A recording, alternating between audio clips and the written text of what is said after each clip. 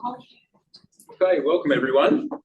I'm Baethan Mullen from the Superpower Institute, and we're here today to discuss Ross's new book, Let's Tax Carbon and Other Ideas for a Better Australia.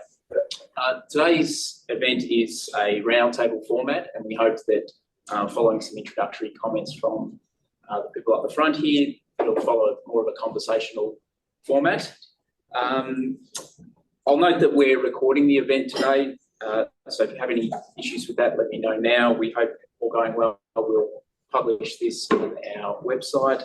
And I'd also like to point out that we have some members of the media here today and online, so things that we discuss may end up in print. So I'd like to acknowledge the traditional owners of the land on which we're meeting today here in person, the Roundtable Mullen Nation, as well as the traditional owners of the land where others are joining us from around the country. I pay my respects to all traditional owners and elders past and present. So first off today, I'd like to welcome Danielle Wood, needs no introduction, but Chair of the Productivity Commission, to lead off with some opening comments, and following Danny, we'll have some contributions from Ross and Rod, Directors and Chair of the Superpower Institute, and then we'll have an opportunity for comments from around the table and questions as well. So Danny, over to you. Fantastic. Well, I'd also like to acknowledge that we are joining today on Wurundjeri land. Thank you, Ross, for the invite, and to the Superpower Institute for hosting us. So when Ross asked me to say a few words about his latest book, I thought it could not be more fitting to do so than in my current role, because we can all learn something about productivity from a man who's written 5 books in a decade, and especially a man who's got as much else on his plate as Ross does. Now, like all 5 books, I think Ross called it the quintet, and I've had the pleasure of reading each books in the quintet. The book is very wide-ranging, and so you might not know it from the title, but if you read the subtitle, you'll get more of the impression actually of the content of the book. It spans a range of challenges. How do we meet our macro goals, lifting productivity, dear to my heart, maintaining open trade, reaching net zero, thriving in a net zero world, and thinking about how we sort of manage and take advantage of the big geopolitical shifts underway. So I think it is very hard to argue with as a list of the challenges facing the nation. And like all of the other books, it is filled with what I would call Ross trademark big ideas, alongside those of his co-authors, of course. And as I want to touch on, I think other than macro management, the PC is very much focused on the similar range of issues. Ross, I very much like the discussion we had in the end about the importance of economic institutions and the need to get them coordinating better, and you talked about the orchestra. I am very lacking in musical talent, but I'm ready to take my role on as the big brass drum that you have said the PC should play. And the role of the big brass drum actually aligns pretty closely with how I think about the role of the PC. We do evidence-based policy research, we always apply a national interest lens, but then we go out and make the case for change. And I think that combination of our independence, transparency, but also our capacity for advocacy does make us unique amongst public institutions in Australia, and actually unique compared to many other places in the world. The Treasurer announced last week that he will be commissioning us to do 5 new reviews looking for practical, actionable ideas to boost productivity under what they call 5 pillars. So boosting dynamism and competition, skilled and adaptable workforce, data and digital, the care economy, and net zero. So given we're about to embark on these reviews, I don't want to prejudge our findings, so I won't talk to the proposals in general, but I do want to say some words about the last one, the net zero transformation, which I know is the focus of the discussion today. So the first thing I will say is the PC has long been banging the drum, the big bass drum, for an enduring market-based solution to address climate change.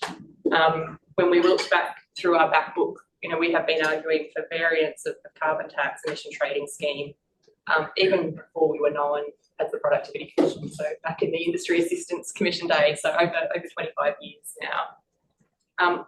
We know as a nation, unfortunately, we have not been able to land that yet in an enduring way.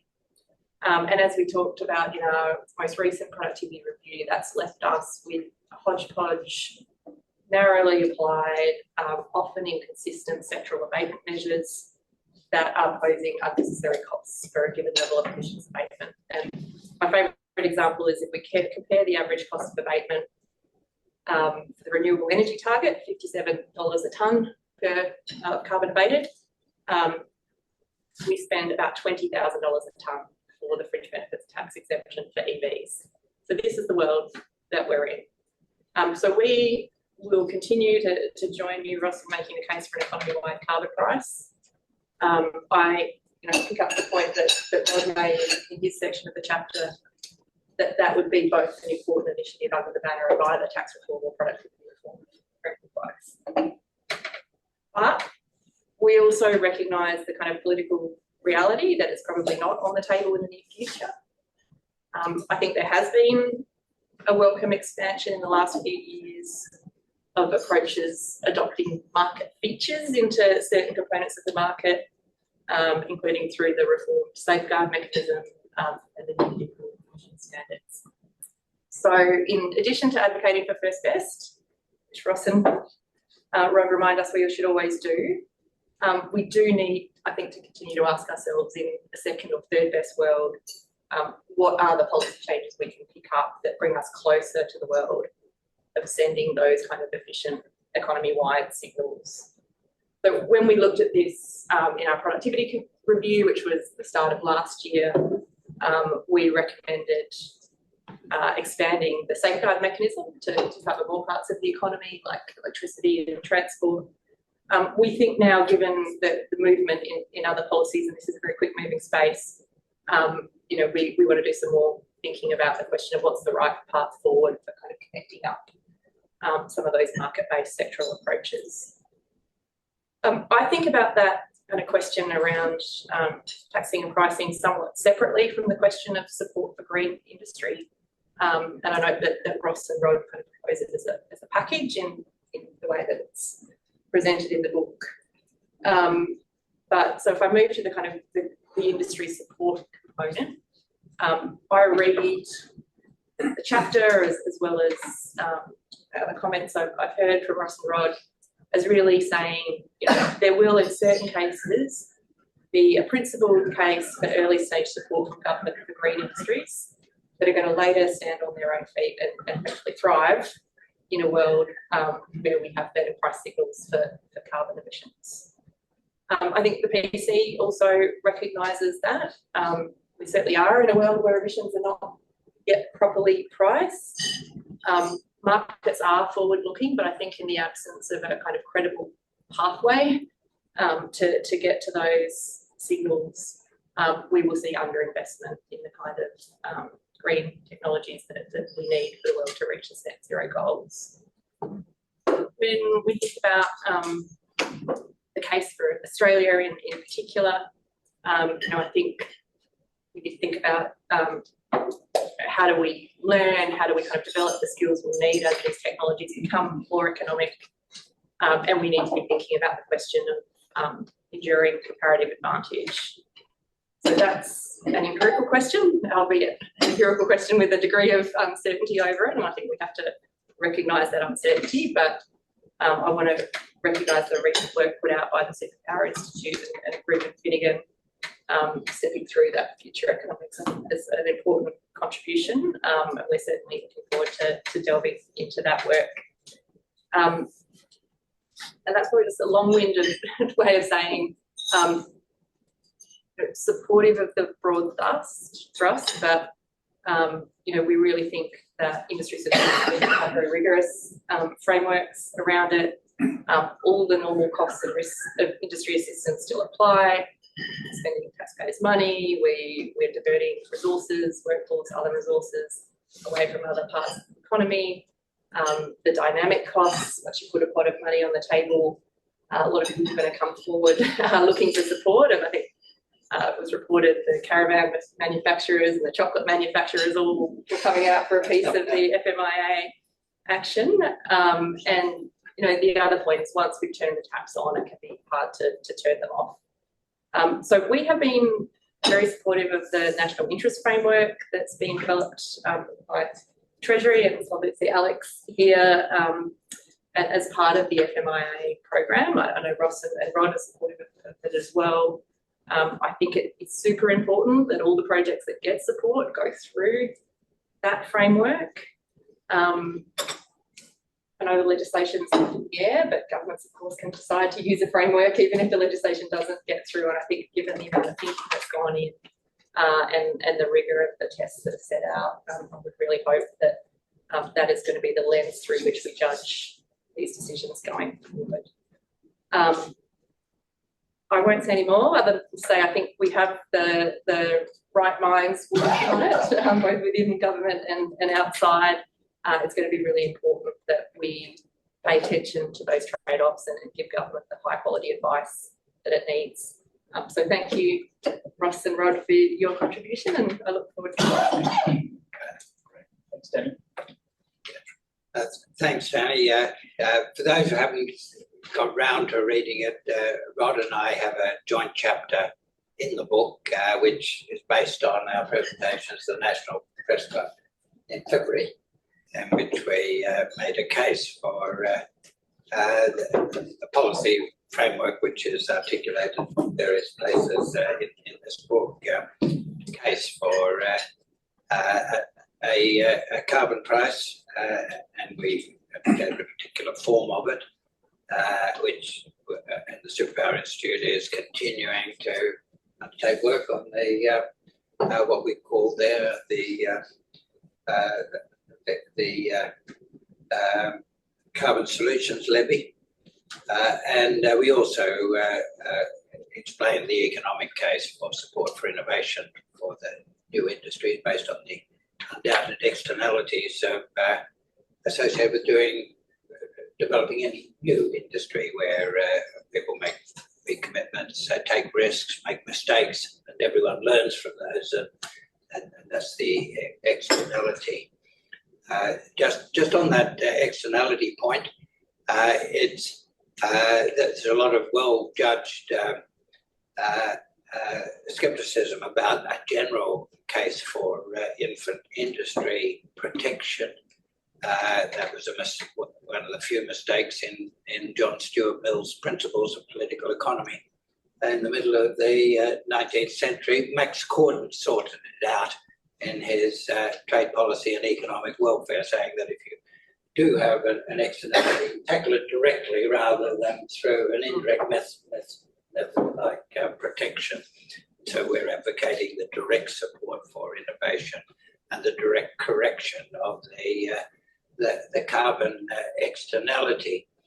Glad, Danny, that you like the orchestra and your big bass drum. And that's a chapter, the penultimate chapter of the book by David Vines. David, a professor of economics at Oxford in Australia, who's followed the Australian policy discussion since graduating from the University of Melbourne. A year before or after Rod? Before. And in that chapter, we talk about the general problem of challenge of policy coordination. Point out that economic policy doesn't work unless the various elements of policy making are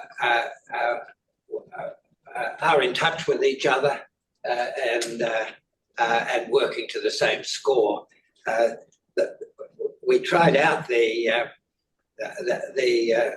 metaphor of the orchestra it was the keynote address to the Conference of Economists in Brisbane in 2023. Sent round that paper to a few people Glenn Davis, who is rather more expert in the fine points of how an orchestra actually works, said that we underplayed the importance of the score, so that in the paper, the chapter of the volume, but I think we've got that right, and I've had a note back from Glenn that he thinks that this is an improvement on the Conference of Economists conference. Important to get your metaphors precise, Ross. But the Productivity Commission and its antecedents have played a very important role in the Australian discussion of policy in the time. Well, in one of the two times when Australia's basically got policy making right. In several chapters, I talk about there being two periods when we got things right.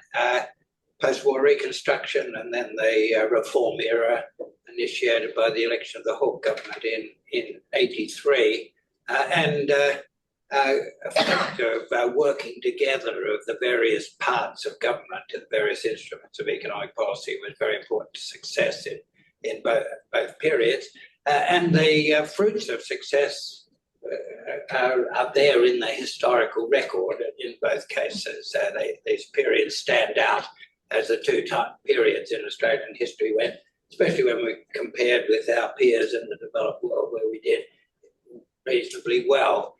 Other periods of poor articulation of policy, poor coordination have been much less successful.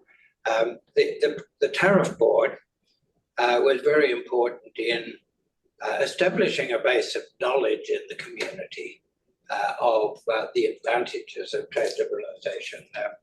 And it took the Tariff Board had initially been established in the early 20s as a way of placing some discipline on the political economy of tariff giving. Once you, as Danny pointed out, once you open up a door for support, then lots of people walk through it, and the Tariff Board saw its role as placing some discipline on that. In practice, it became a bit of an instrument for validation of a lot of the claims for protection. At the margin, it may have shaved things off a little bit, and continued in that role until Rattigan became chair. And rather to the surprise of the minister who appointed him, John McEwen, the Deputy Prime Minister, Minister for Trade, he set about raising questions about the foundations of Australian protection. At first, it was mainly raising the questions and not actually making very radical recommendations, but the beginning of the public discussion of the advantages of Australia moving forward in reducing protection became part of the public discussion. And that helped to make it possible for a government that actually wanted to make progress on productivity increase to make the case to the community, because a lot of the basic education had been done. In fact, the Hawke government went further than any of the recommendations of the Productivity Commission in removing protection. But the public education by the Tariff Board, precursor of the Productivity Commission, was very important in making possible what happened. And Danielle, delighted that you are comfortable about the Productivity Commission playing a similar educational role today, and helping to explain to the Australian community the importance of broadly based, market-based solutions to the problem, because other solutions, as you pointed out in your remarks, are highly inefficient. The difference between $57 a tonne under the of emissions reduction under the RET, and hugely higher costs from other mechanisms. Rod and I would agree with you that right at the moment, carbon pricing is not on the table for active policy making, for active consideration and implementation. We think that it needs to come onto the table before too long. You can get a fair way. At least you can make a start with second best solutions. We won't get to the end with second best and third best solutions. So, that's not widely understood in the Australian community at the moment. And people like us and the Productivity Commission have to be involved in a process of public education to make it possible for first best solutions to be grabbed later on. And the prize of adopting first best solutions is greatly improved productivity, greatly improved economic performance, as we saw as Australia actually moved towards open trade several decades ago. So there's two market imperfections that have to be corrected: the carbon externality and the innovation externality. The second one is strictly time limited. The case is for support for people doing new things or old things in new ways, so introducing zero emissions techniques or products. Once they've been established, then the innovation externality has been achieved. So there's no need to keep doing them, but it's very important for the first ones. And we know it's failed if the support for that type of thing has to continue for a long period into the future. And so we strongly support Danny's point that you need the rigour to make sure that the innovation support is only there for the early projects and it isn't a continuing forever part of the system. The carbon externality is different and not all that well understood even amongst economists. Even the idea of what is an appropriate carbon price. The right carbon price is the marginal damage that a tonne of carbon emissions does, and which equals, if the system's working properly, if economic policy is working properly, it equals the marginal cost of reducing emissions. We need to have a clear understanding of an overall system. The international community formed a judgment that holding temperature increases to 1.5 degrees got the balance right between the costs of carbon emissions and the costs of reducing emissions. They could have articulated an even more stringent objective of 1.25 degrees or something else that would have required a higher cost of carbon.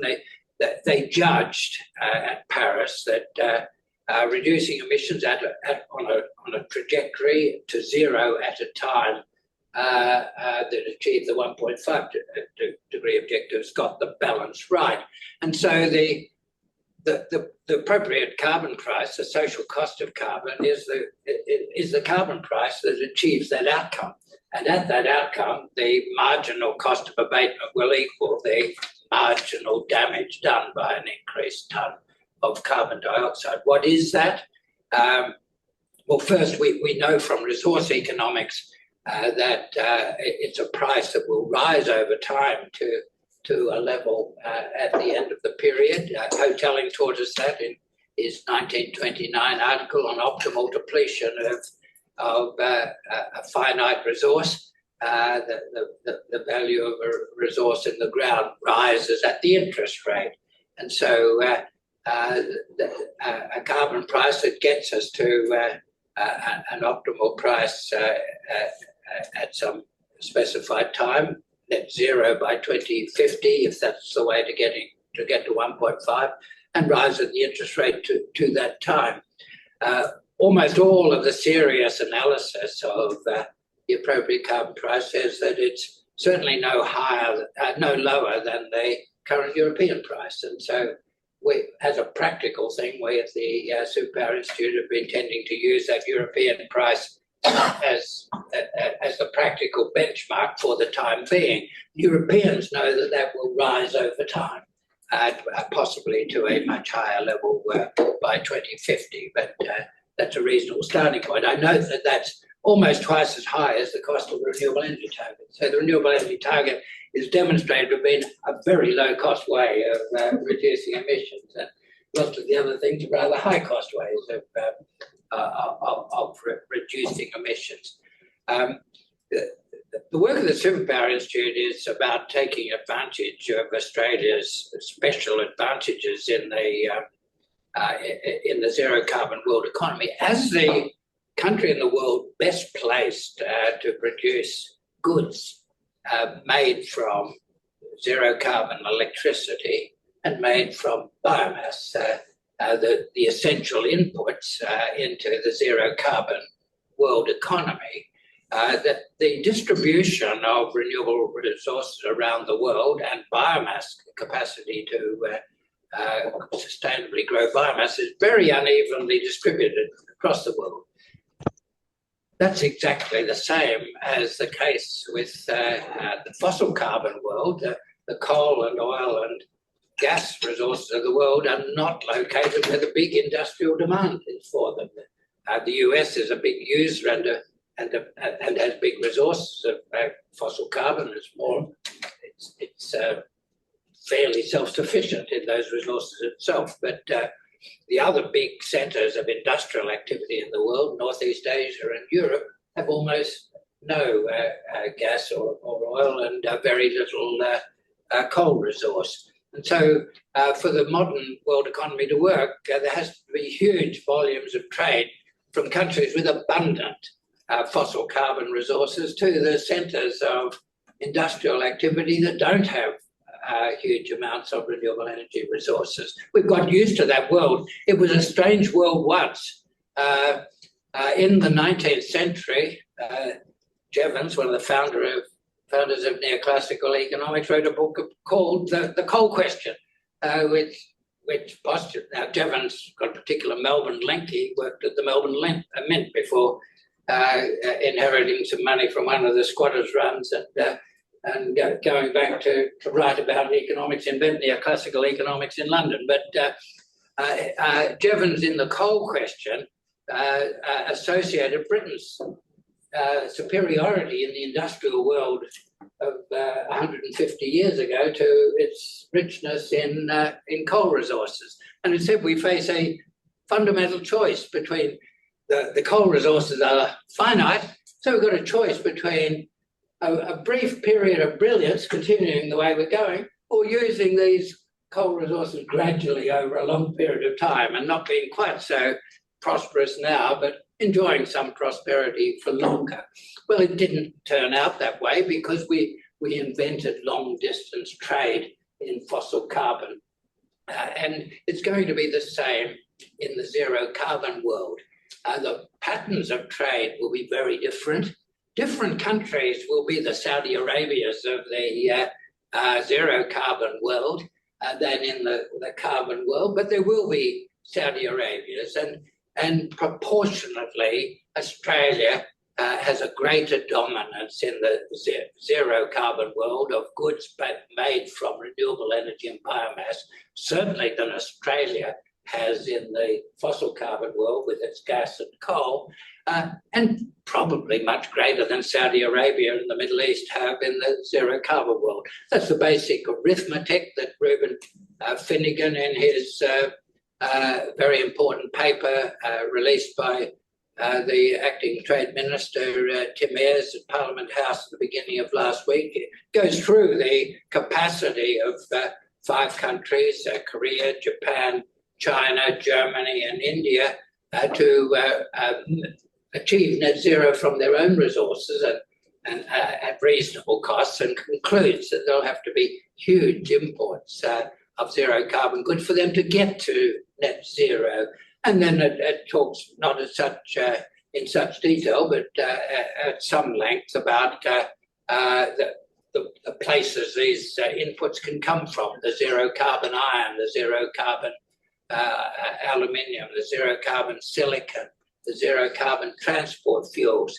And we stand out for our exceptional quality of wind and solar resources and capacity to sustainably grow biomass. Stand out not only for the quality of the resources compared with other places, but for scale.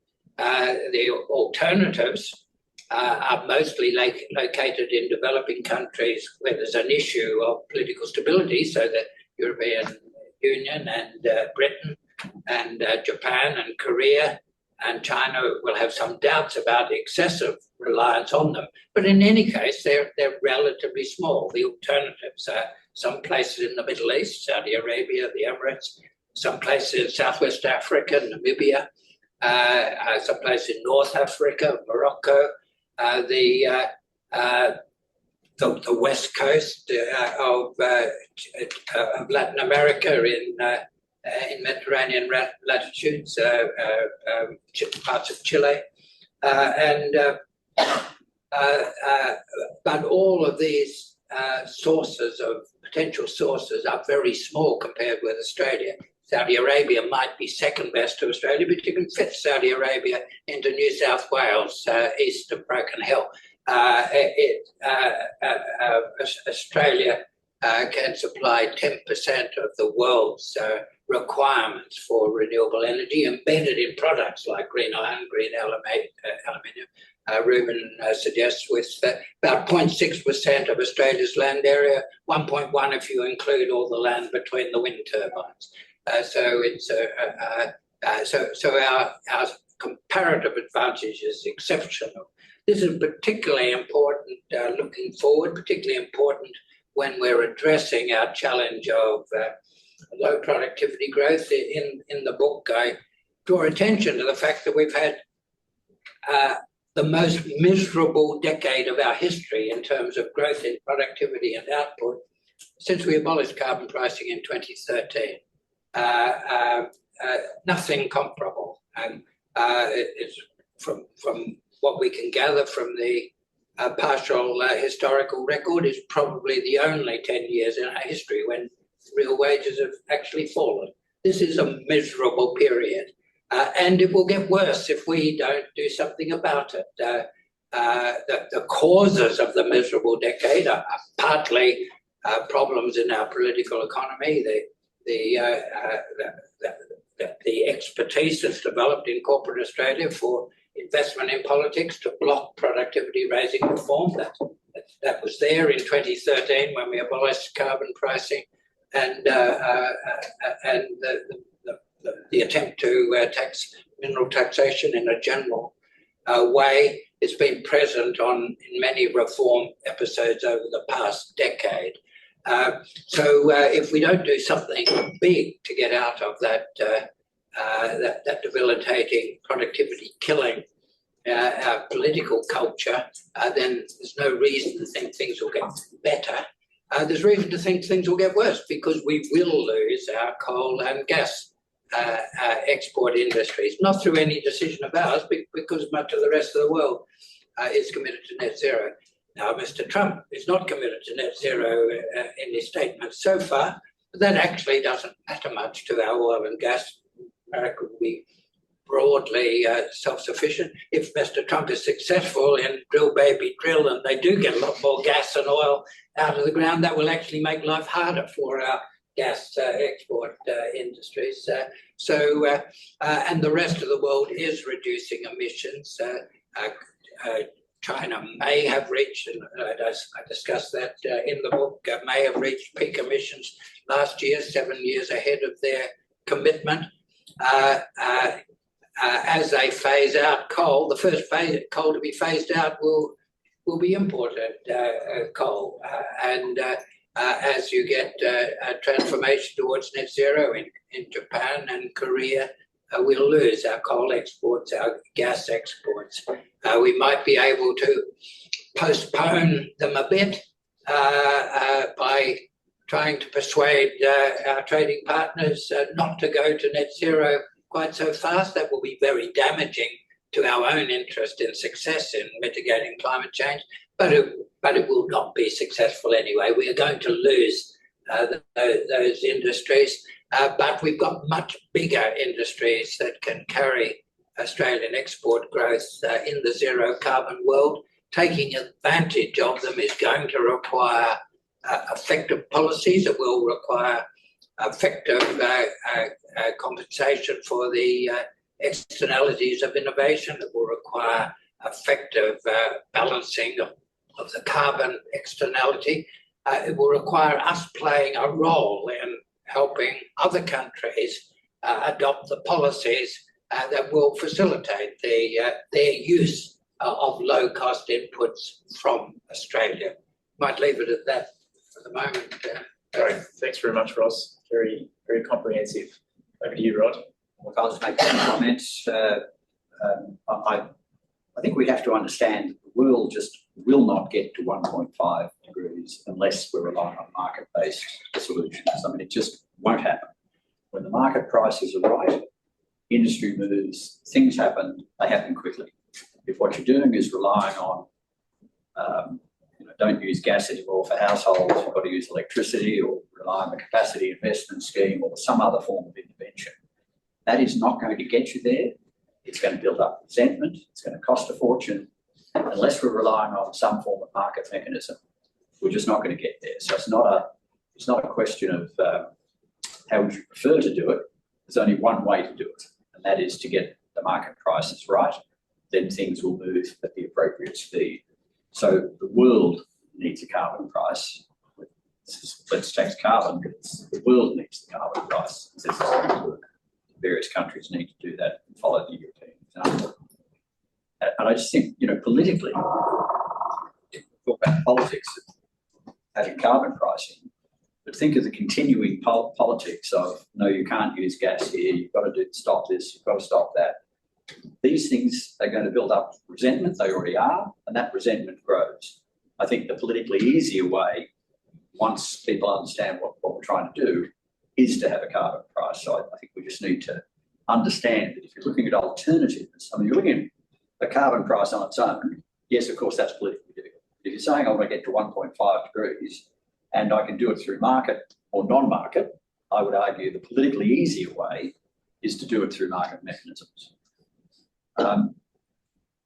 The focus of the superpower, that's my first point. Second point is the focus of the Superpower Institute is obviously on what I always call the 10% rather than the 1%. So 1% is what we get by decarbonising Australia, and we've obviously got to do that. But the bigger game is the contribution, as Ross outlined, that Australia can make to reduce world emissions. The greenhouse issues, they're world issues, right? It's not no country's going to solve them, the world's going to solve them. And Australia can contribute up to 10% of reducing world emissions. And yet, our dominant focus is on decarbonising Australia, and focus should be there, but that's 1%. The bigger game for the world is Australia playing its appropriate role in reducing world emissions. The third point is, I really urge everybody to read this amazing bit of scholarship by Ruben Finnegan. It just covers an enormous range of things in terms of technologies, this, that, and the other. And it's a lot thinner than Ross's book. Oh, that's true. That is a fair point. No, it's a fair point. That's just the executive summary. Okay, very good. But one of the many points it makes is, whatever hope one has for nuclear or carbon capture and storage, I think it shows clearly that they can only ever have a limited role. Carbon capture and storage is profitable in certain circumstances, which I won't go into. They are limited. Beyond that, it's hideously expensive. So a limited role. Nuclear, obviously very expensive, but also takes a lot of time to build with specialist skills, both in industry and labour, which are in short supply, whereas there's no particular specialist skills with renewable energy. I often run into people who say, oh, look, the world's not serious. Look at China, they're building nuclear power stations, they're building coal-fired power stations. over recent years, China has put in 150 times the renewable energy versus the nuclear capacity. And that's 50 times the delivered power when you think of one's continuous and the other's not. So there's just no doubt where this is going. And when you do the arithmetic, as Ruben's done, whatever role for nuclear, you've got a massive role for renewable energy. So we are situated in the position that Ross described. And look, whatever nuclear debate we have in Australia, that's about what particular role nuclear might play on the East Coast grid. It's got nothing to do with the 10% or the up to 10% we're talking about, because nobody is talking about using nuclear capacity to make green iron and do these other things. That's just not going to work. It's what role it might play in the whole system. I believe pretty small, but if any. But you can have that debate. It's got nothing to do with what we're talking about today, which is how you get green iron, green aluminium, fertiliser, transport fuel, the things that if we don't decarbonise, we haven't got a snowflake's chance of getting to 1.5%. And as I say, nuclear is not part of that game. Ross mentioned Mr. Trump. I think there's just a lot of momentum already there to start down the road of doing the sort of things we're talking about. And so some of these things are going to happen. The interest from other companies and countries is large in what Australia can do. So it is going to happen. How far it will go, I don't know. But my key point is, if Australia plays its true role, we can actually help the world, help convince the world that it can do this. I mean, if we're playing our role, and people can see that you can do these things and you can do them inexpensively and you're capable of getting done, that helps shift the world rhetoric of what can be done, what can't be done. So it's absolutely crucial. Just on, I'm the future made in Australia. Yes, it's been very amusing with the chocolate factories. So amusing with the solar panels and wind farms, which would be an absolute disaster if we start trying to make those in Australia. It would be very negative for the world's climate for a start.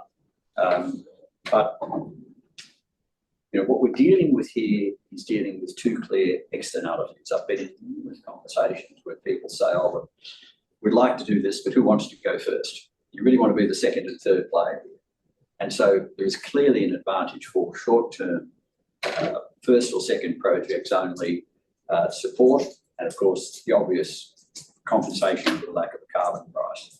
So, you know, I stumble over people talking in general terms about industry assistance and putting those two on the same par as how you might help a chocolate factory. These are market-based ways of doing things, and we've just got to address those externalities. The carbon solutions levy that Ross and I have put forward, it's obviously a major initiative. It's putting a levy on the emissions of worldwide emissions of fossil fuel produced in Australia. It raises a lot of money. It's essentially a transfer from the 108 fossil fuel producers to the rest of to everyone else in Australia. And its effect on those industries is not initially large. We're doing work on this, but it has the ability not only to fund dealing with these externalities that we've talked about, but it's got the ability to fund tax reform, cost of living relief, and reinforce the budget. So, as Danny said, tax reform has to include this sort of stuff, but you go an awful long way dealing with an awful lot of problems if we introduce a carbon solutions levy. It's not just an environmental thing, although it's got huge benefits there, obviously, and helps encourage the world move to a carbon price. But it actually addresses a huge number of Australia's problems. And as I say, 108 losers and 26-point whatever million winners.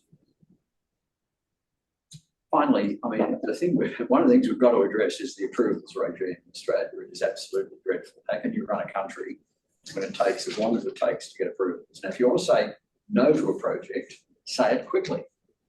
Don't muck around for all this time that we've been doing it. Let's have an efficient approval system that either says you go or you don't go. And there's no reason why you can't do things properly. There's no reason why you can't take into account environmental, indigenous issues. It's just have an efficient process. It shouldn't take as many years as it does. And so we have to crack that if we're going to achieve the up to 10%, or frankly, anything else in Australia. I'll just finish with, again, complementing the Future Made in Australia public interest framework. That Treasury did. It is completely sound economics, and therefore we have a document from government which puts out the framework for doing exactly what we're talking about. It's been extremely badly sold. I don't mind saying clearly, because it's been confused with what it's trying to do. So if you want to understand what it should be trying to do, read the public interest framework, because that has done it brilliantly. With that, I'll stop. Great. Thanks very much, Rod, and thanks to Danny and Ross for those opening remarks, which set the scene very well for hopefully what's to follow. I might just take a step down the path and start to unpack some of what's been discussed already. And Danny, I know you've got other colleagues here from the PC today, so feel free to throw to them if you'd like, but I just wanted to get your thoughts on what the next big opportunities are for climate and energy policy in Australia. Yeah, great question. I mean, I think there's some of those areas where there's just so many kind of moving bits at any given time, and I think one of the key components is the future shape of the electricity market that's picked up very nicely in Ross's book. And yesterday you will have seen the government announce that there will be a review held looking at that very question. So I think that's an important piece. There's work underway on carbon border adjustments, which are also really important, also touched on in the book. But I think from our perspective, when I'm thinking about what are the big issues to solve, one is the kind of secondist world problem that we were talking about. How do we create these kind of linkages between these sector-specific market signals, and how do we help hopefully build them towards something that looks closer to our first best world that I agree with my co-panelists that we need to be heading to. I think there's big questions around, again, raised in the book, the who pays for new transmission assets and who and how, so that gets paid for. And a related question, in a world where consumers are generating more of their own electricity, how do we use that in a sensible way and create the right signals to take the pressure off actually for lots of new generation and transmission. And as Kerry Schott reminds us a lot on the Competition Advisory Task Force board, those kind of questions around consumer energy resources come with a related set of questions around consumer protection and competition that we need to think through. So those are certainly ones that are on our radar.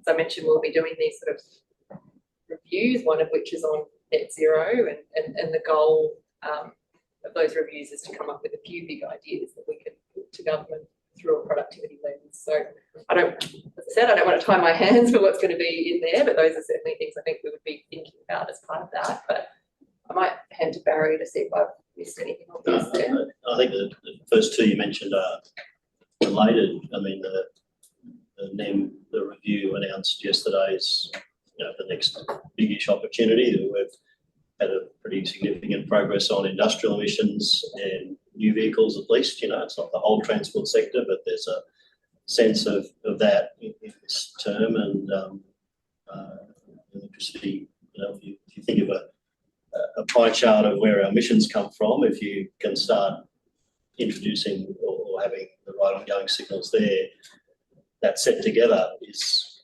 a big advance on where we were 3 years ago. And the electricity one's particularly significant because as the sectors converge and start electrifying, it's bigger than the electricity sector, right?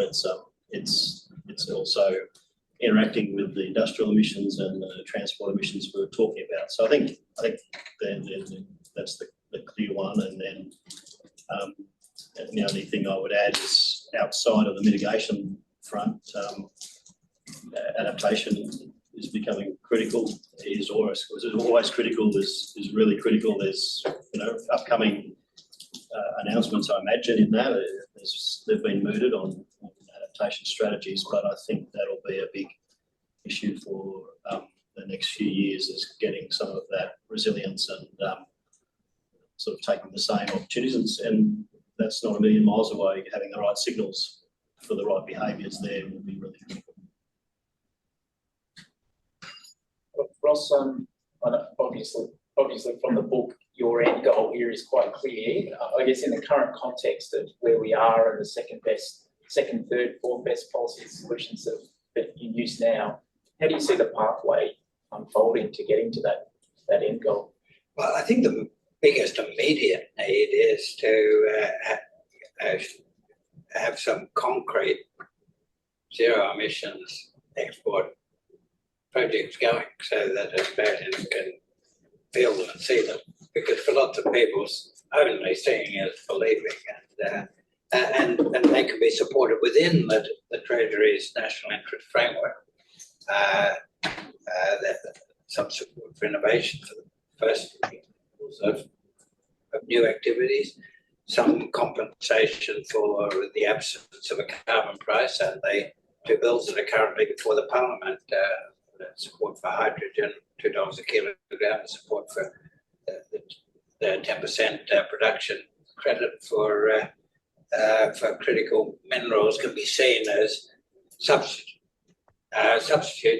for second or third or fourth best alternatives to a carbon price, a general carbon price. So I'd say the most urgent thing is getting some projects going within that framework so that people can see that they're real. Meanwhile, we make the case, explain the advantages of first best policies. Great. Alex, we've touched on a number of times that the national interest framework developed by Treasury. I just wonder whether you might like to provide some additional context to how that came to be and the economic thinking that underpins it. Yeah, I'm actually just going to call out Kath Rowley, who's on the line, who is from the Department of Climate Change, Energy, Environment and Water, who was actually quite instrumental as a part of the development of the national interest framework. So effectively, there's been a very significant conversation across government on how do we do this thing. You can think about it as the build up to setting a 2035 target, the net zero plans, but it also has this strong flavour of how do we make sure that we're thinking about the opportunities as much as managing the risks of those two sides. So there's been quite a significant conversation, obviously, from the Treasury, and as an economist, there was always from our side, how do we think about this? How do we put all the pieces together in what's a really, really complex space? And the national interest framework was really kind of our statement of how the opportunity side of this in particular is about standard economics, and how do we make sure that we're thinking about where the market failures are, that there is a role for government to correct. Externalities have been mentioned a number of times, so there's the positive externality of innovation, so the first mover does a lot of innovating, doesn't necessarily capture all the benefits of that innovation. It's the people who come beyond. The government's always had a role to play in R&D, for example. It's sort of an extension of that idea. Negative externalities in the form of unpriced carbon.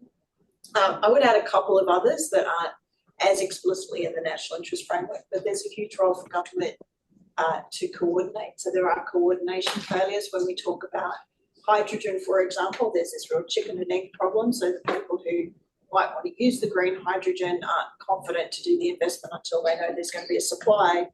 But the people who are doing the supply aren't particularly confident to do their investment until they know there's a demand. So there's this idea that there's ecosystems of businesses that can work together. And so sometimes the role of government is around coordination. And sometimes it's just as simple as information asymmetries and, just very, very mundane things like standards. So if everyone understands the same thing when they say green metal, that's going to make it a lot easier to have conversations than I would just say from experience, there's a lot of talking at cross purposes where you think you're talking about the same thing. So there's just a lot of roles for government in this space, and the national interest framework is sort of our articulation of that. And so the challenge for us is to build the tools that allow us to do the sorts of assessments that Danny has spoken to. I think concepts like comparative advantage are relatively well understood in economics. Treasury has been building modelling capacity that effectively builds a lot of the tools you would need for the net zero stream. But there's also a economic resilience stream. I know, Mary, you just mentioned resilience, but that sort of starts getting into thinking about, Australia is a small open economy. We're a part of a global supply chain. We can't afford to not think about ourselves in those terms. But resilience really comes down to this interconnectedness point. And how do you analyse interconnectedness? How do you understand where there's vulnerabilities? How do you understand what role there might be for government in addressing those? But effectively, in the same sense as why is the private sector not addressing their own resilience issues? So what is it that's missing, and what's the role for government in that sense? And I just wanted to do a bit of a call out to the work of Ross and Rod. So, some of the language that we use in the National Interest Framework is possibly a bit familiar if you've read the book. But I just think from a public services perspective, and Kath, you should feel free to contribute on this if you've got a different view, but this is just a hugely complex space. It's a very uncertain space. It's a very dynamic space. So conversations we're having now are different to the ones we had a year ago because there's new technologies, there's new things on the table to talk about. So the idea that we can sit in Canberra having conversations with ourselves and know what's going on in the world is a bit, which would demonstrate hubris. So it's just very important to be a part of the broader conversation and have a public debate. And I think that speaks to a couple of comments that have been made about public education.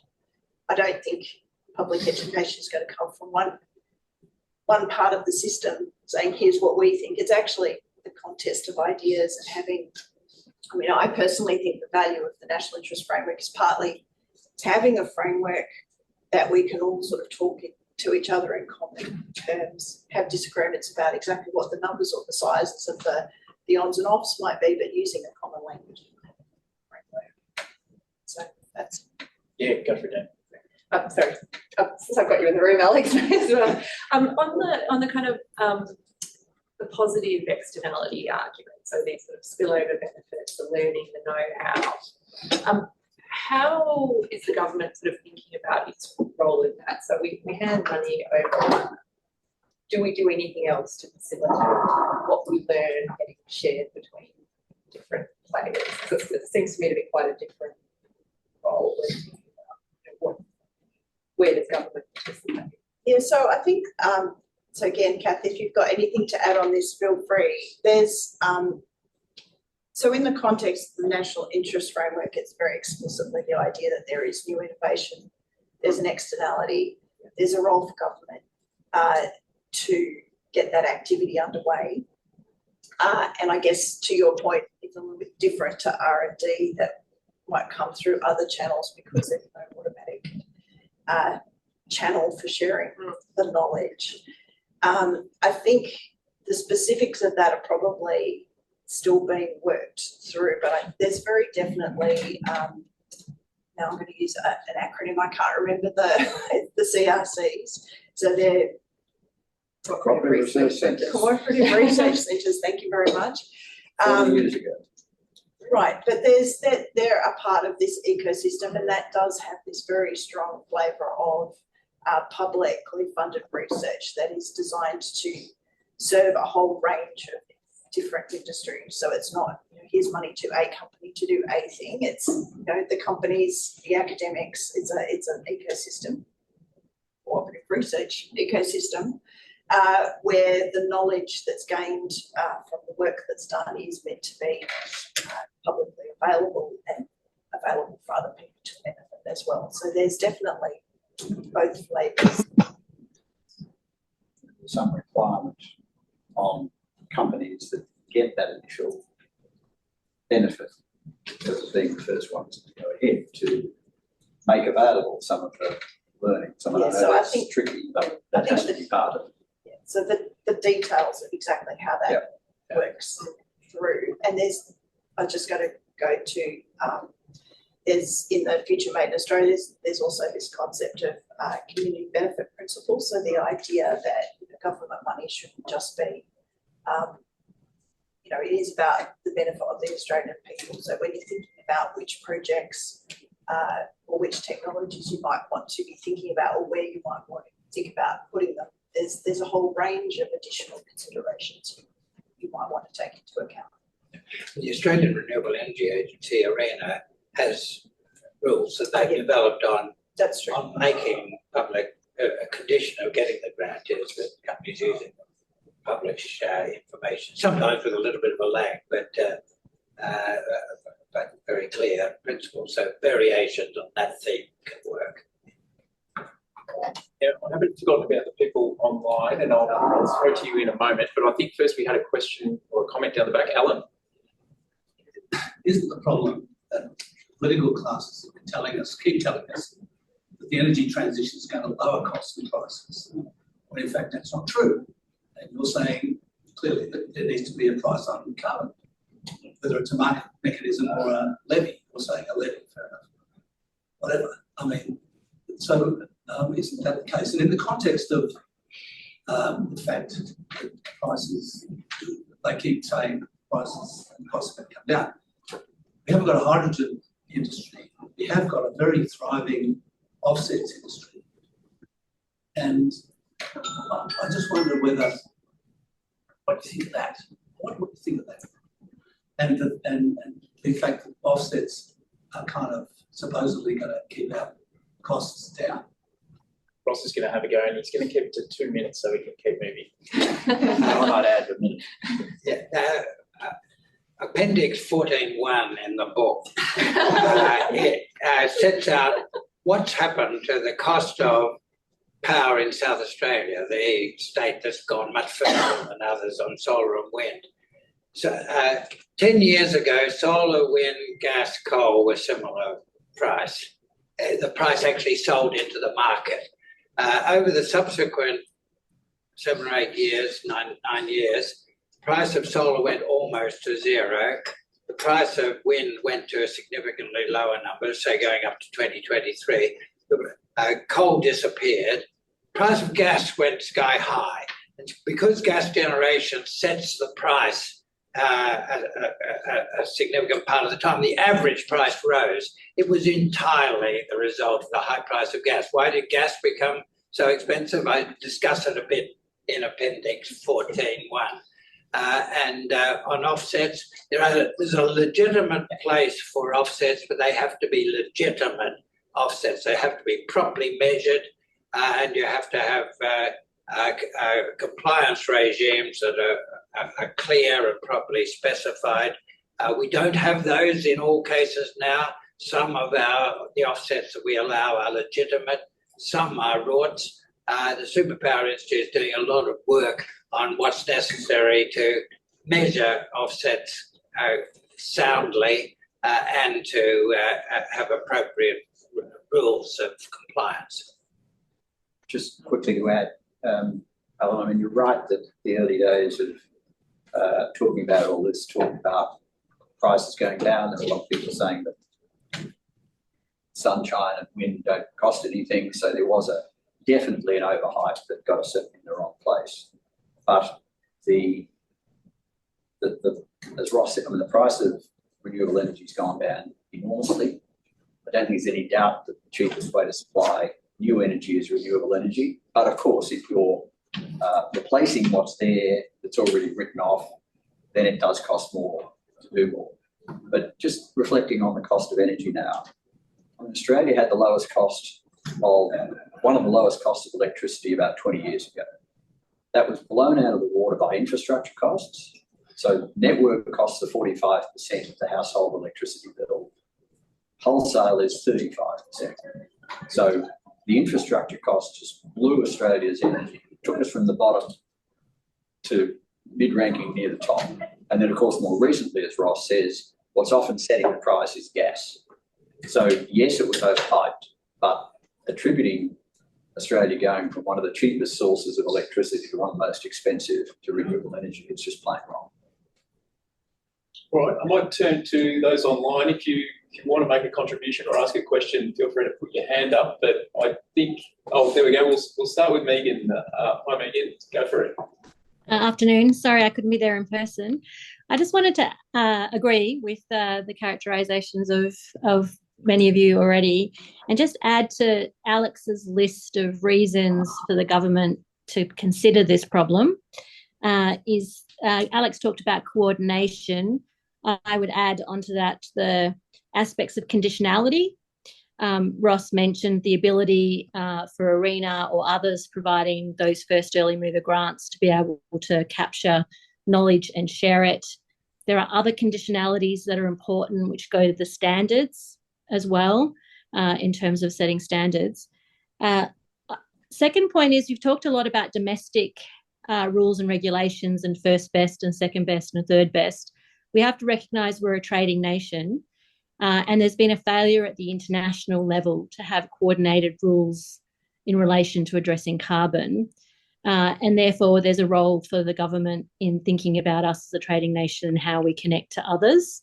And so that's in standards. It's also in comparable regulatory regimes, and it's also in terms of sharing knowledge, because we don't have international rules that manage this at this point. So there's an international aspect. And last, which is, I would argue, is one of the reasons why we've got higher electricity prices and higher other transition costs, is that we're very bad in public policy at costing uncertainty. We accept uncertainty as a state that we have to accept, but actually the political system and commentators and our kind of ecosystem has created more uncertainty than we otherwise would. And so I remember back in working with Ross on the Garnaut review, there was actually a simulation we did in the modelling at the time, which said that the biggest cost of the transition to net zero is if we did not put certainty into the system. And that principle we have demonstrated in the last 15 years. And so I just want to, I agree with Alex that this is a conversation that has to be many voices, contested views, building a consensus through the process. But I just also urge all the participants to think about the cost of marginal divergences creating unreasonable uncertainty. Thanks. Thanks very much, Megan. Anyone else online will make a contribution here? We'll go to Craig first, then John. Well, thanks very much. As Einstein said, everything's relative, and in relation to the suggestion that the best way or the easiest way to proceed is to put a price on carbon, it has been tried in 2009, where in the Senate the Greens and the Coalition voted against it. In 2010, it was tried again. The Greens this time supported it, but the Coalition promised to repeal it and did so.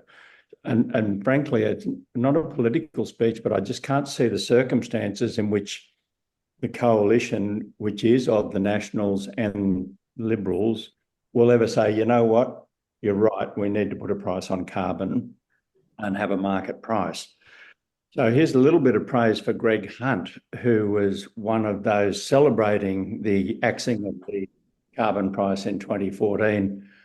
I understand that Greg actually conceived of the safeguard mechanism, didn't put any teeth in it because he really couldn't, and then subsequently, the Labor government has done that. So what I'm wondering is whether you could proceed through the safeguard mechanism, in a consultative way, but in a way that at least gets things going. And so that's, I just can't see the circumstances of the Coalition agreeing to a market price on carbon. So would welcome any views on that. Thanks, Craig. John? Yeah, well, I mean, I'm, I guess, even more pessimistic. I mean, very clearly, as long as Albanese's Prime Minister, we won't see any support from Labor either, and hard to envisage really a price happening before 2030, even in the sort of ideal case perhaps of a Labor minority government with a new leader in coalition with the Greens. I still can't see them introducing such a scheme after the next election. So we're looking, I think, well up to 2030. And by that stage, the transition in electricity, which is the best case for a carbon price, I think will be pretty much complete. Or that's the easy case. We saw it working for the few years in which the scheme was in place.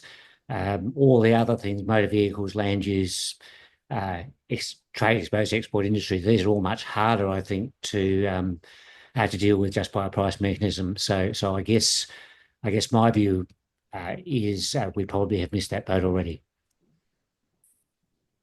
I want to lift our spirits after those two contributions. Well, first of all, I mean, for the superpower industries where Australia can reduce world emissions by up to 10%, of course, we need a world carbon price. So that's what the Carbon Solutions Levy is meant to be a step along that road, but let's be clear, we need a world carbon price. And I think if we can start through the public interest framework of the future made in Australia and provide some compensation for lack of one in the short term, possibly share that between the exporting country, which is us, and the importing country who might benefit from those green products as well in terms of their own emissions, then we can get the ball rolling. And I think that's what the focus has to be. We have to get the ball rolling. We have to show that these things are possible, and we have to show what's required. I think trying to win this debate theoretically, it has to be won practically by showing what can be done. And I'll just check with Kath, were you going to make a contribution or? There's a couple of things. Thank you, Kath Rowley, joining from Department of Climate Change, Energy, Environment and Water, joining you from Tasmania, so out of the Canberra bubble that Alex referred to. Firstly, thank you to Ross and Rob for the work and your just extraordinary and sustained contribution to the informed conversation around Australia's response to climate change. I guess there's a couple of things I might note. One is just how much we've got in place over the last 2.5 years. And so I think that many people don't quite appreciate that between the safeguard mechanism, which covers more than 200 of Australia's biggest emitters and about 30% of Australia's emissions, and which uses a market-based approach which equalises the marginal cost of abatement across all of those facilities and involves a 4.9% reduction rate from now to 2030 and has a sightline in the legislation to net zero by 2050. That's a really significant piece of the architecture that we can build on, and I think some of the earlier comments recognise that.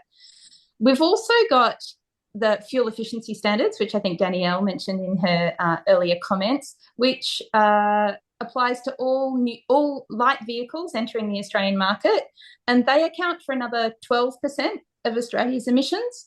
And again, that's a mechanism that sets a emissions intensity standard, essentially, for those vehicles, which can be ratcheted down to zero over time. And so that's 42% of Australia's emissions right there. I know, Rob, I'm talking about the 1%, not the 10%, but I do domestic decarbonisation. The other piece, and John just alluded to it in his comments, is the transformation that is underway in Australia's electricity sector, which accounts for about a third of our emissions, and which, through the efforts of states and territories, supported by the Commonwealth through measures like the Capacity Investment Scheme, is aiming to get us to 82% renewables by 2030. And so that takes about another 25% of our emissions out of the picture. And so 30%, 12%, another 25% or so, that's a pretty big chunk of Australia's emissions already already covered by policies which can be, if not explicitly linked, then at least broadly calibrated to an aggregate ambition which represents our contribution to the global efforts to decarbonise. And so, number one, I think we've made got some important architecture in place just in the last 2.5 years. There is, of course, much more work to do. And so perhaps just flagging some of the areas where more might be done. I mean, like the government's going to take another look at the safeguard mechanism in 2026-27, look at what more of a role it might play. And people have made suggestions today on things that could be considered in that context.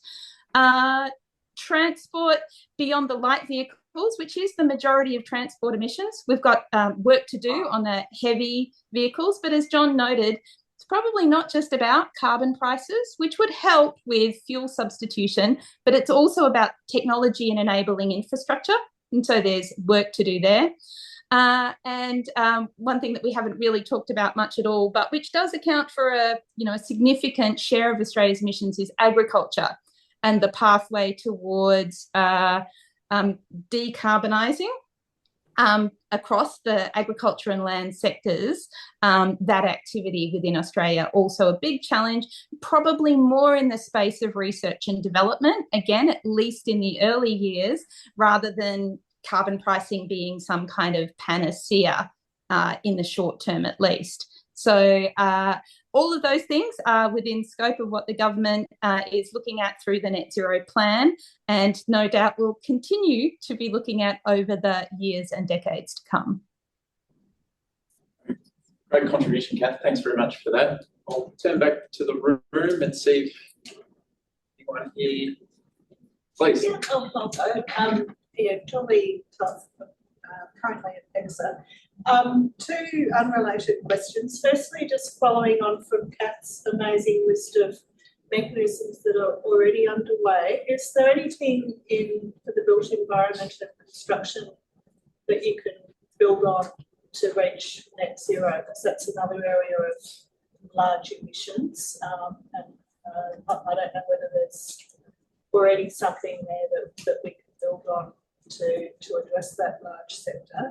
The second question is thoughts about the importance of addressing inequality and disadvantage when we look at sort of reaching towards net zero, and particularly the importance of doing that to achieve just public support and buy-in for doing this at all. Anyone want to take the built environment question first? I can if so. I mean, Kath can do it, but so yeah, clearly the built environment is one of the sector plans that the government is looking at. There is quite a bit that can be done through meeting for the flow of new buildings. It's about codes and about standards, and that is being addressed through the National Building Code process with building ministers. There is another stream of work about embodied carbon within the building materials you might be able to kind of use going forward. That's also being addressed. The problematic area is how do you retrofit or how do you address the stock of buildings, and that's a bit harder. But there is absolutely policy action to look at addressing those issues. And that will take longer unless you want to spend a lot of money. And some of the areas that we've got, there's clearly coordination issues in some of the built environment. So if you go through the list of things that Alex ran through, the coordination issue and the incentives between, say, renters and homeowners and things like that, it's all live policy discussion. Thanks. I think the second question was about equity. Ross, do you want to take that one? Yeah, I think equities, you'll see a lot about equity in the book, but not particularly related to the carbon issue, because I don't think it's particularly related to the carbon issue. That we need stronger mechanisms for equitable distribution, but the general mechanisms are much more effective. General integration of social security and taxation, making the progressive tax system work without creating disincentives for potential participants in workforce who are on lower incomes. I don't think that the equity issues are particularly related to this. I think they are very important, but need to be handled through other mechanisms. Yeah, I was thinking about, pockets of disadvantage where it's really difficult for people to access green energy. Yeah, so that's, and I know some state governments are doing quite a lot on that. I know South Australia's done quite a lot in making it easier for people in public housing, community housing to get access to batteries and solar panels. Yes, that I think that can be especially helpful to political support for aspects of decarbonisation. But again, I don't see them as being the big equity solutions in Australia. Yes, please. Sorry, as you were talking about your market failures that then come up, I just thought the third one is uncertainty, which is a huge market failure in this area, clearly. And to that, obviously, we just had the announcement yesterday that we're on track to meet the 2030 target for emissions reduction. How important do you think it is to have an updated target in terms of driving investment in the sector? So is that critical? Is it, ancillary to the other efforts in terms of driving innovation, or is that the main gap? Well, we've got the bipartisan commitment to 2050. We don't have bipartisan commitment on how to get to net zero by 2050. I think it does help to have strong interim targets that are consistent with the ultimate goal. If we are not making strong progress toward 2050, no one will believe we'll get there in 2050. I think the important thing for the 2035 target is they're worked out carefully and effectively. I'm glad we've got the Climate Change Authority with some real capacity now, providing advice to the government and a basis for public discussion. On the basis of their work, we can spend 6 months or a year discussing that and working it through. Very important. We have a strong interim target, and if we get that over the next year, that'll be helpful. I can't resist adding, as I always do tediously, that I'd rather we also, in addition, set targets on how we can generate the green energy intensive exports. I mean, it is, if you're worried about the world's climate, Australia's biggest contribution by a country mile is playing its proper role in world decarbonisation. And so I'm not incensed in any way downgrading the question you ask. I'm just always frankly a little frustrated that the conversation in Australia is 99.9% on the 1% and 0.1 on the 10%, and I think that's not good for the world's climate. Alex had something to say on this. Yeah, I was just going to make the comment. I mean, this is a policy area that is laden with uncertainty. I mean, just saying 2050. So we have no idea what technology will look like. There's just, on the technology front, there's a lot of uncertainty. On the policy front, there's a lot of uncertainty. Global policy matters a huge amount to what we can achieve. So whenever this conversation comes up, I try to stress less uncertainty rather than creating certainty. And I think things like targets, I come from a monetary policy background where a policy reaction function is really well-defined thing. So you've got an interest rate on the left-hand side and you've got, inflation targets, full employment. I feel like targets are a little bit like the same thing in this very uncertain space. So it's conveying direction, it's conveying what the government is trying to achieve. The net zero plan is, the idea there is that's going to give a bit more detail than just as a target. The nature of the targets can also convey that sort of information. So it's about establishing a policy direction and maintaining enough flexibility in that direction to be able to say, well, actually, the world of you know, what's happened in the rest of the world, what's happened to technology has changed enough that we feel that we would like to change how we approach these targets, but it still gives a lot of direction. And I would say, having spoken to investors through things like the Investor Roundtable, I'm associated with Sustainable Finance Strategy as well. Investors absolutely comment often about how unhelpful it is to not know the direction. They don't necessarily want to be told this is exactly how it's going to work. They just want to know direction.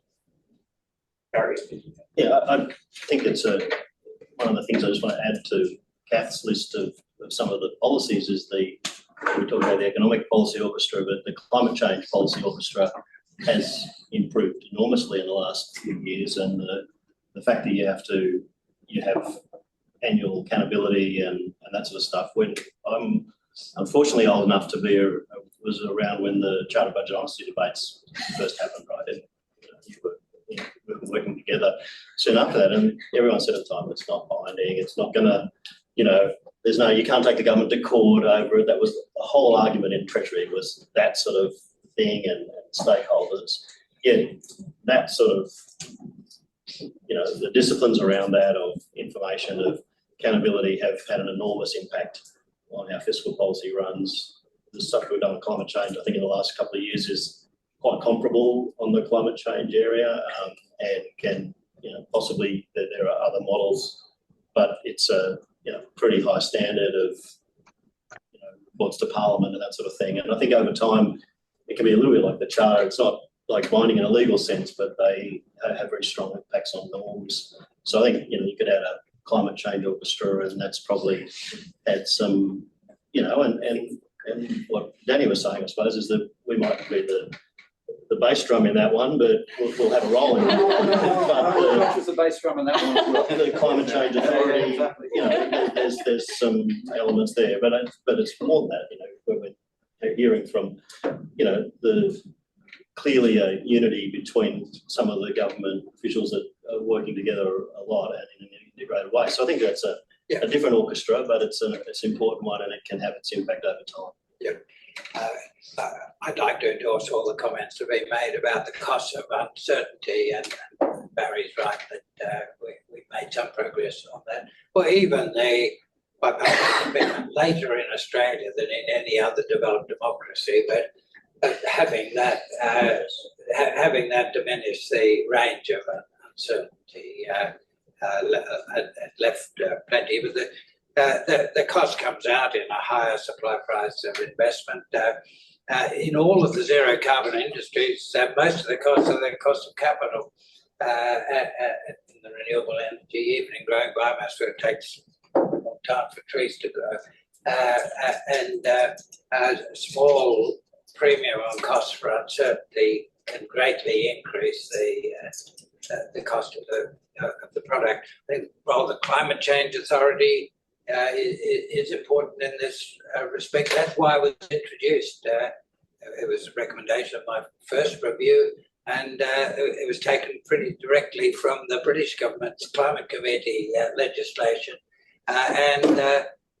Britain is an example of how an independent institution like that, although it doesn't have all the legal rights to set targets and so on, once it's accepted as an important part of the policy making system, it does start to shape expectations and reduce uncertainty. So everything that we do to reduce uncertainty in this area is very good for the climate story, the superpower story, and for productivity growth. Excellent. Well, my number one KPI is to finish on time here, I think, Ross. So I'll just check if there are any final contributions before we wrap up what's been a really excellent session. Fair enough. Can I just throw one thing to this? We talked a little bit around offsets, and I've lost track of the number of times people have tried to remind me it's net zero. It's net zero. It's one absolute zero.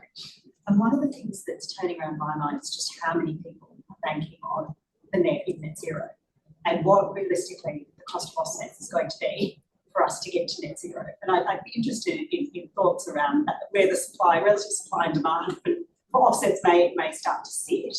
And how on earth we would sort that without some kind of pricing mechanism.